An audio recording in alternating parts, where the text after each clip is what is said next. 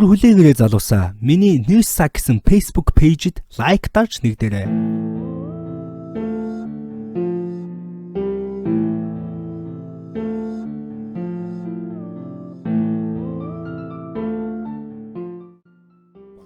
Юу яцхан үзэгчтэй News Sack in the house. За тэгээд миний шинэ буланд бол тавтай морил. Хамгийн ихний дугаар бол rapper Lil Pump. Lil Pump-ыг Gizzy Garcia гэдэг. За Garcia 2000 оны 8 сарын 17-нд бол төрсөн. Флорида мужийн нарлаг Майами хотоос бол гаралтай. За түүний аав бол Мексик хүн байсан, ээж нь бол Колумб хүн байсан. Түүнийг 6 настай байхдаа бол түүний ээж хоёр бол салсан. За тэгэд энийг бол 2018 оны J. Cole-тэй хийсэн ярилцлагандаа бол хэлж байсан. Зарим их сурвалжууд дээр түүнийг дүүтэй гэдэг боловч зарим дээр нь бол тгийгүй байдаг. Учир нь түүний гэр бүл олон нийтээс маш их нууцлаг байдаг. Garcia 13 настай байхдаа түүний үеэл Lil Ominous гэж нөхөр Smokey Purp-тэй бол танилцуулж байсан. За хэрвээ та Smokey Purp-ыг мэдэхгүй бол дараах бичлэгийг үзээрэй.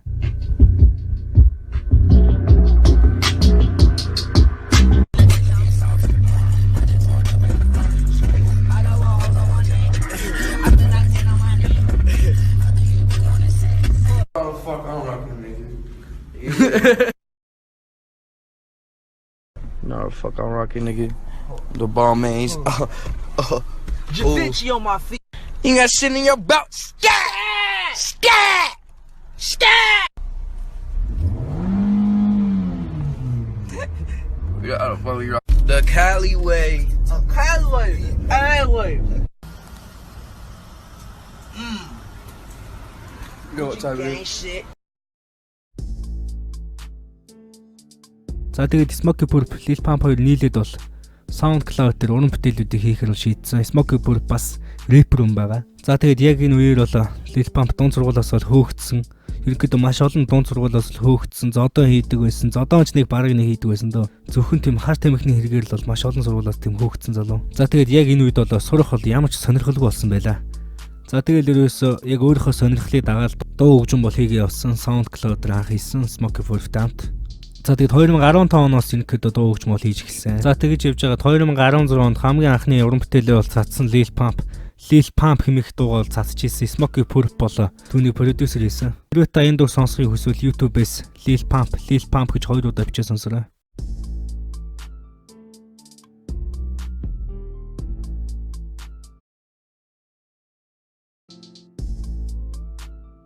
За тэгээд энэ дуу бол маш санаандгүй байдлаар бол SoundCloud дээр маш олон сая хандлтыг авсан.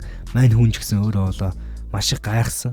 За Lil Pump-ийн хувьд бол амьдралдаа ямар ч ажил хийж үзээгүй юм бол залуу байгаа. За тэгээд төд удалгүй Дэр Өвс гэж өөрийнхөө соло уран бүтээлээ гаргаад дэлхийн хипхопор тоглож эхэлсэн. За тэгээд ерөөсөө өөрөөгөө тийм 100 сая 200 сая хандлт аавна гэж мэдээгүй байж байгаад маш санаандгүй байдлаар юм од олсон залуу байгаа. За яг энэ үед бол Lil Pump-ийн нас жинхэнэ нэр бол үнэхээр тодорхой бос байдаг байсан. Өөрөө ч хэлдэггүй байсан. За тэгээд Дэр Өвс гэдэг клипийн дээр бол нэг үүргэвчтэй байдаг. Кучигийн үүргэвчтэй. За энэ үүргэвчээ бол хулгайд алдсан гэдэг. Хулгайд алдаад хулгайч нар өөрийнх нь төрөвчийг нээж үзтэл түүний иргэний үнэлэхэн дээр тийм мэдээж нас нэр нь тодорхой байждаг. За ингээд түүний нас нэрийг бол дэлхийн мэддэг болсон. За энэ бас мань өний бас нэг худлаа өний шууган тарих гэсэн ордлох шиж магадгүй. Үүний дараагаар бол мэдээж өөрийнхөө ээж дараасан уран бүтээлүүд өөрийнхөө хит болсон соло уран бүтээлүүдийг гаргаж ирсэн. Тэгэхээр одоогийн байдлаар бол өөрийн ууг бол Майами хотод бол амьдарч байна. За өөрийнх нь хаусны зураг байшингийн зураг ерөөсөө интернетд огт байдаг. Хэрвээ та Lil Pump-ийн байшингийн зургийг олвол тэр мэдээж хуурамч хаусны зураг байх болно. За тэгээд дараагийнх нь бол түүний утасны дугаар. Олон хүмүүс сар бүр Google-ээс Lil Pump-ийн утасны дугаарыг хайж байдаг. Гэвч тэрээр хизээч өөрийнхөө утасны дугаарыг интернетээр бол тавьдаггүй. Хэрвээ та Lil Pump-ийн утасны дугаарыг интернетээс олох юм бол окей, ахаад л хуурамч дугаар. Зөвхөн түүний имэйл хаягийг олон нийтэд нээлттэй байх боломжтой бөгөөд энэ нь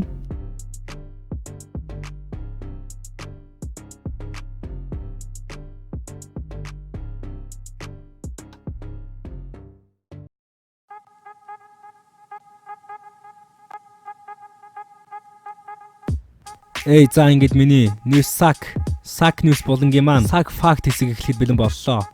19 настай зартай рэперийн амьдралынх нь онцлог баримтууд. Lil Pump, J. Cole хоёрын дунд яг юу болсон бэ? Энэ хоёрын маргаан Lil Pump-ийн карьерийн ихэнх үеэс эхэллээ. Яагаад гэдг нь тодорхойгүй байгаа ч Gucci Gang рэпер Fuck J. Cole гэж хашгирсан хит хитэн видеог YouTube хуудаснаа цацсан. Дараа нь Fuck J. Cole хэмээх дис дуу хийсэн. Харин үүнийх нь нариуд J. Cole KOD RS85 гэдэг дугаараа түүн рүү дис хийсэн юм. Y'all mad as fuck, nigga. Fuck J. Cole, nigga. Fuck J. Cole. Y'all mad as fuck, nigga. Fuck J. Cole, nigga. Fuck J. Cole. Бяцхан Lil Pump таны бодож байгаагаас илүү баян рэпер. Энэ бол мэдээж зах зээлтэй холбоотой асуудал. Монголын зах зээл өөр, Америкийн зах зээл бол зүгээр л дэлхий. Lil Pump өмнө нь 2017 онд 1,500,000 $1 хөнөгтэй байсан бол түүний алдарт Gucci Gang дуу гарсны дараа мөн Warner Bros-тэй хийсэн гэрээгээд түүний одоогийн байдлаар цэвэр хөрөнгө нь $10 сая давчсан байгаа юм. That's why they hate me, man. Everything Gucci. Riding in the Porsche, man. The youngest nigga doing it. Suck my dick, bitch. Lil Peep, Lil Pump хоёр хоорондоо яг ямар хөө харилцаатай хүмүүс байсан бэ? Hey man, rest in peace to Lil Peep. All my prayers go out to you. Тэд хоорондоо маш сайн найзууд байсан төдийгүй Lil Pump-д ч хэцүү байсан нь ойлгомжтой. Lil Pump, Warner Bros хоёрын дунд яг юу болсон бэ? 2018 оны 1-р сард Lil Pump, Warner Bros хоёр гэрээ байгуулахаар гарын үсэг зурвалдсан юм. Уг гэрээн дээр мэдээж Warner Bros-ийн талаас Lil Pump-д олон сая $1 хамлсан. Гэхдээ гэрээ цуслагдсан юм. Lil Pump учир нь насан туршаагүй байсан. Уг үйл явдлын дараа Twitter-т Lil Pump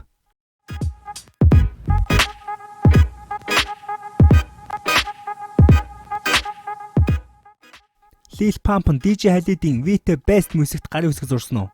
Мөн л 2018 оны 1-р сард DJ Khaled-ийн We The Best мюзикт гарын үсэг зурсан тухай цуу яриа олныг хамарч байсан. Гэхдээ одоо рекордстай гэрээ хийсэн тухай албан ёсны мэдээ алга. You know what I'm saying? You know, we not still in the meeting. You know what I'm saying? You know what I'm saying? Like, we might play some music, but we still in the meeting. You know what I'm saying? Yo, man, Pump, I ain't gonna lie. What kind of guts those guts? That's that. Look at that. Look at that. Pump ain't playing around with these people. 2018. Lil Pump Gucci Mane 1017 рекордс гарын үсэг зурсан уу? Lil Pump 2018 оны 2-р сард Атланта хөгжмийн Монгол Gucci Mane-тэй гарын үсэг зурхийг баталгаажуулсан гэх яриа олныг хамраад байсан. Мөн тус рекордсын Donny Battle нь Instagram хуудасаараа дамжуулан бид өнөөдөр Lil Pump-тай гэрээ хийх болно хэмээн мэдэгдэж байсан. Гэхдээ Lil Pump өнөөдрийг хүртэл албан ёсоор мэдэгдэл хийгээгүй байгаа. Lil Pump баривчлагдж байсан уу? You guys are gonna walk over your tongue. That's my bag, bro. That's not my bag. That's my bag. 2018 оны 2-р сарын 14-ний 5 гарагт өөрийн гэрт буун дуу гаргасны улмаас Lil Pump баривчлагдж байсан. Харин энэ бичлэг бол 2019 оны 8-р сарын бичлэг бөгөөд түүнийг хүний цүнх хулгайлсан хэрэгээр баримтжилж байжээ. Lil Pump цагдаа дээр нэг хожоод байдаггүй асуудал тун баг тарьдаг нэгэн. Lil Pump iCarly-гийн жүжигчин Miranda Cosgrove-тай яг ямар хөө харилцаатай вэ? Тэр хоёр дундаасаа хүүхэдтэй юм. 2018 оны 3-р сард Lil Pump iCarly-гийн жүжигчин Miranda хоёр хүүхэдтэй болсон гэх цуу яриа олныг хамраад байсан юм. Гэхдээ хосууд хамтдаа хүүхэдтэй болсон гэх мэдээлэл одоогоор алга байна.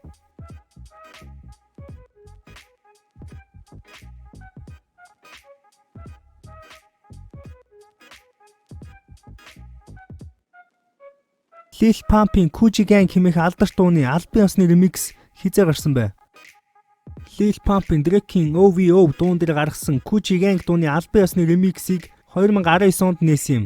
Энэ нь 8 минутын ремикс болсон байна. 21 Savage, Gucci Mane, French Montana, J Balvin, Bad Bunny, Ozuna гих бүх хотын бүрэлдэхүүн багтжээ. Энэ нь Lil Pump-ыг дэлхийд ямар алдартай рэпер болсныг харуулж байна. Америкийн нэгдсэн улсын ерөнхийлөгч Donald Trump өөрийн Twitter хуудсанда Gucci Gang-ийг төрийн дулал болгох талаар бодож байна хэмээн бичсэн байна. Үүний хариуд Lil Pump хариу хошигнож, сайхан санаа, энэ нь Америкийг дахин гайхалтай болгох нь гарцаагүй хэмээн бичсэн байна.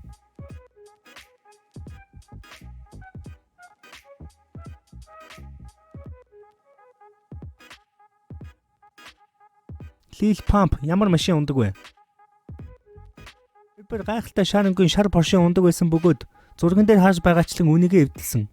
Харин рэпер залуу үүнээс хойш өөртөө хэд хэдэн Lamborghini худалдаж авсан байна. Why you so sexy, huh? Bitch.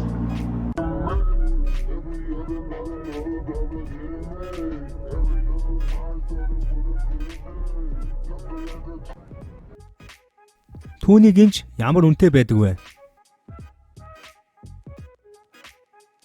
Lil Pump өөрийн толгой хэсэгтэйг адилхан энэ Ice Chain-ыг Атланта хотын Icebox хэмээх дэлхийн хамгийн алдартай үнэт хэдлийн дэлгүүрээс $360,000 хийлгэж байсан. Үүнийг яг одоо төгрөглөө шилжүүлэх юм бол 983 сая төгрөг. Энэ бол гайгүй үзүүлэлт шүү, гайгүй.